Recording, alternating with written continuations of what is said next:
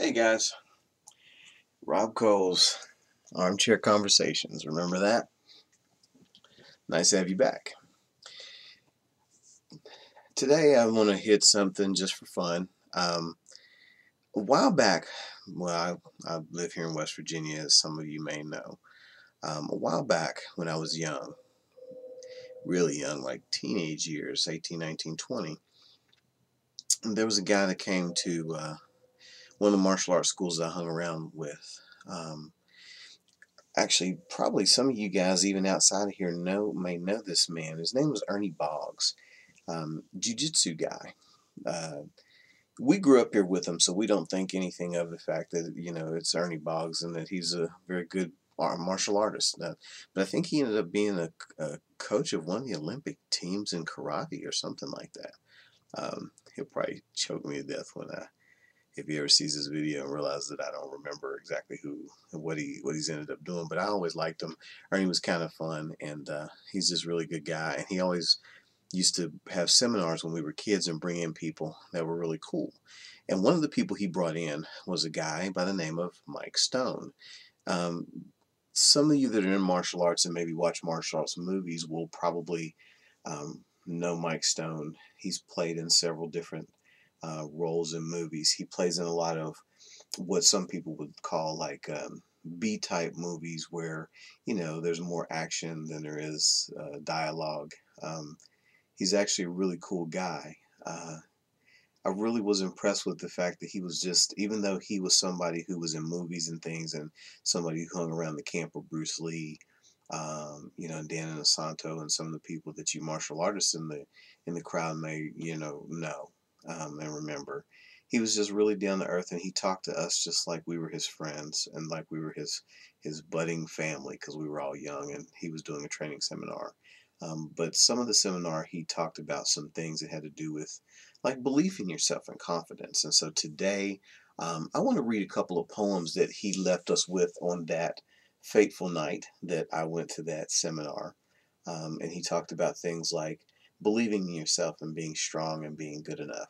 And so, wherever you are out there, Mike Stone, alive or dead at this point in time, just want to say thank you again for coming to our little neck of the woods and giving us that seminar. And it was something that touched me and meant something to me. And I just wanted to say I appreciate it. And I want to honor you today by reading two of the poems that you left there with us that evening. First one is called What's the Problem?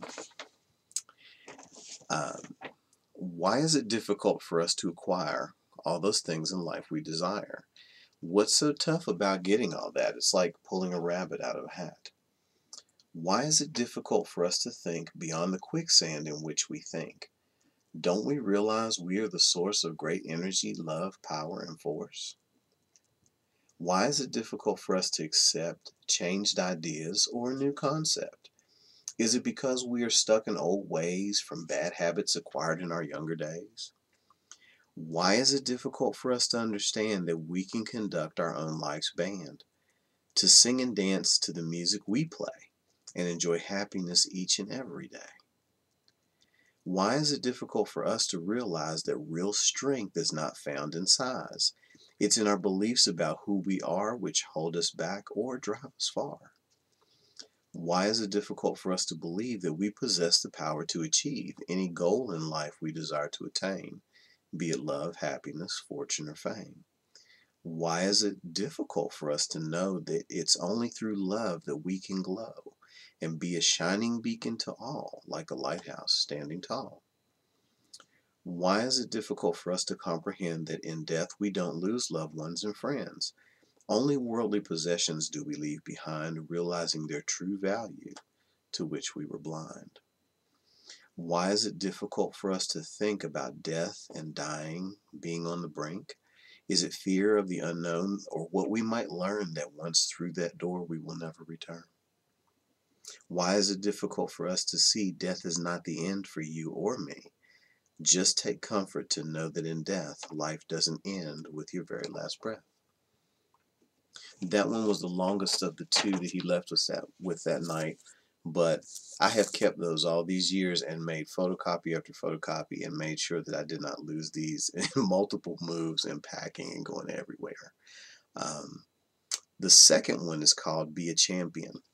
This one was the one that I think helped me more with my self-confidence, because as a martial artist, I felt pretty confident and competent about what I could do and what I couldn't do. And I was kind of honest about that, brutally so, and unfortunately brutally so with some of my friends and competitors. Um, but I think inside, when it came to my everyday life, sometimes I lacked a lot of confidence. And I would say there are times when I probably still do. I just don't always realize it because I'm willing to be brave and move forward and try new things and be courageous. But anyway, so the second poem is called Be a Champion. And like I said, of the two, this one speaks to me a lot more because it talked a lot about self confidence and understanding who you are and your specialness and importance. Be a champion. No one wants to hear your sorry alibis, watching you act like a child who cries. So quit your complaining and making excuses, pointing fingers and shouting abuses. Turn off that road to sympathy and self pity. Get back to the basics and the nitty gritty. Feeling sorry for yourself just doesn't work, so change your attitude and stop being a jerk. Stop being a jerk. Empty those negative thoughts from your mind. They have been holding you back all this time. So what if your opponent is bigger than you, stronger, faster, and more experienced too? Believe in yourself and your ability to use your God-given right and your power to choose. Decide and take action which will take you far toward fulfilling your dreams of being a star. Regardless of what anyone thinks of you, it's what you believe about you that's true. Other people's lives may be fiction and fallacy, but your beliefs about you are your own reality. So live life now by doing the best you can do. No one has the right to ask more of you. Whatever the outcome, when they tally the score, just know in your heart you couldn't have done more. So why is it difficult for you to win? Don't you know you have the power within? To be a champion right from the start, the secret, believe in yourself with all your heart. Thanks, Mike. Appreciate it. That one in particular speaks to me because of the fact that, again, sometimes we feel like this is a time when I say don't use just the data, okay? Because there are times, especially when you're talking about fighting, when you may face an opponent who is bigger, faster, stronger, maybe even smarter, okay? But it doesn't necessarily mean that you can't win based on the data. Some of the data is stuff you can't measure, like effort. No man can judge effort. Your heart, your willingness to do what's necessary to win, the ability to take the punishment that's necessary if that's where it goes, the ability to make the decisions and take the actions that maybe the other guy or girl isn't willing to take, to win the fight, to win the challenge, to move ahead, to raise your hand in class to get the answer. Um, I remember 50 Cent said something in an interview, and it had to do with Robert Greene's 48 Laws of Power.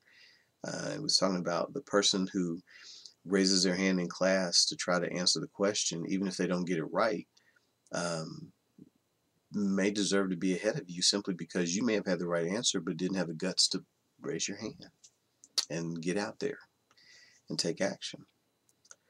Because belief is going to take you a lot further than sometimes just raw talent and skill. Because trust me when I tell you, okay, I'm out here enjoying this right now and having fun and playing around and goofing around and not really thinking about the outcome of where this is going to go. But that does not mean that, I am smarter, better than anybody else. I just was willing to put my face on camera and get out there. Um, I absolutely believe belief will take you a long way because somebody else may have even more talent and skill than you. But if you have sickening work ethic or hours and hours of beating up on your craft, or you have a naturalness of flow that maybe they don't have, um, that might be the thing that puts you over the top and puts you in a place of success. Because I go back to like quotes from the Bible sometimes, because it talks about how a man's gift makes space for him, makes room for him, and puts him before great men. Your style and your smile and your uniqueness is absolutely what it's going to take to put you where you need to be. You have to honor that, but you also have to honor the fact that you may be afraid, and you may have to honor the fact that you need to learn to be a champion and push yourself forward. Not always necessarily in the traditional sense of the word, but being able to believe in yourself with all your heart and be out there even when it doesn't look like it's going to be something. Because I'm going to tell you right now, with where I'm sitting, this is fun, and I'm going to do this because I want to do this, but I don't know if this is going to turn into anything. But you know what? I don't care. I just want to put myself out there and share my ideas. And even if this doesn't do anything but attract to me some people that can take me to the next level, turn my lights on, get me thinking differently, or just become a part of my circle and share with me and love and care about me, okay, that is worth it, rather than only putting this out here if I'm going to sell, 1 million albums someday on my self-help book or blah, blah, blah, blah, blah, blah, blah, blah, blah. Okay. Sometimes you just got to get out there and you got to believe in yourself, and you got to, gather things from people. Because, I mean, I read a lot, and I've learned that I can take things from people's, teachings and put them together and amalgamate them into something that makes me uniquely me. Um, that's why I want to take a moment to honor Mike Stone this evening, because I keep these up in my house in various places, just sort of pinned up, so that every now and then I'll stop and read them. Okay. Sometimes on days when I need to hear a little boost, and nowhere around me is there anything that looks like success, as Eric Thomas would say, I may have to borrow some motivation or some reminder of being somewhere, being somebody, being able to be somebody if I want to be, and if I'm willing to stick it out and work hard enough. Because again, you got to become a different creature and evolve to get past where you're at. Because if you do what you've always done, you get what you always got. And it's okay if you will accept the consequences of that. But if you're not, then you need to evolve. And part of that evolution is getting out there and learning and being able to respect and pay homage to people who have taught you something along the way. Even if you don't stay with them for the rest of your life, and maybe become their acolyte, for lack of a better word. So today I wanted to honor Mike because I saw those on my mirrors, and it reminded me that it was something that might be cool to share with the world. Um, Putting Mike Stone's name out there might get somebody to go look him up, and maybe there's something else he's written or done that might inspire them. Or hey, if it gets somebody else to look at him and maybe launches their journey, or launches them into a thing that maybe puts Mike on the map again in some way, who knows? I mean, I don't consider myself there yet to be that kind of an influence on people, but if the right person saw this, who knows? Um, but anyway, I'm also going to do another one a little bit later to pay homage to a very special person in my life. One of three very special people in my life. And but since he's the oldest, he's going to get the shout out first. And you can tune in for the next episode for that one. And in the meantime, thanks for sharing my armchair. Peace.